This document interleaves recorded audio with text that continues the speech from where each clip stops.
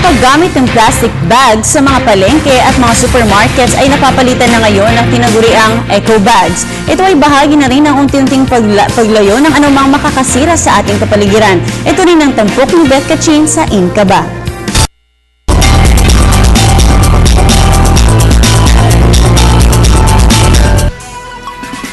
Bawal ang plastic. Kaya naman in na in ngayon ang mga eco-friendly bags or reusable bags bilang pamalit sa plastic. Nakagawian na ng mga Pinoy ang gumamit ng plastic, ngunit sa paglipas ng panahon ay nagiging basura lang ito at isa rin sa dahilan ng pagbaha sa ating bansa. Kaya naman halos lahat ng syudad at munisipalidad sa bansa ay nagpatupad na ng ordinansa na nagbabawal sa paggamit ng plastic. At isa na ang lungsod ng Quezon sa istriktong nagpapatupad nito. Kaya balik na sa paggamit ng papel at eco bags ang mga tao. Para na rin makatulong na dahil nga sa plastic, nakakabara ng mga drainage, sanhi ng mga baha, nagiging sanhi siya, tsaka bawal na sa amin sa Quezon City.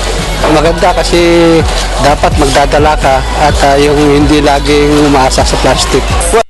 Environmental helpful to everybody and it saves time, it saves the material used for waste, tapos it's reusable. Ang eco-friendly bags ay gawa sa recycled o di kaya ay sa biodegradable materials na talaga namang friendly sa ating environment. At pwede itong gamitin sa paraang gusto mo. Pwedeng pang shopping o gamit sa pamamalengke. Lalagyan ng baon, lagayan ng giveaways, o bag na pwedeng gamitin sa opisina o trabaho. Mistulan na rin itong naging fashion statement dahil nagsulputan na rin ang mga iba't ibang makukulay at very creative designs na mga eco bags.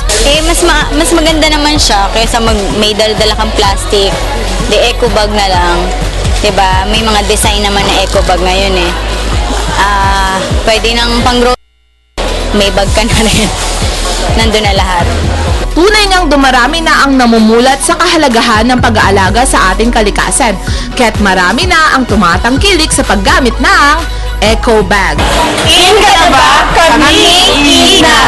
Para sa Telebisyon ng Bayan, Elizabeth Kachin.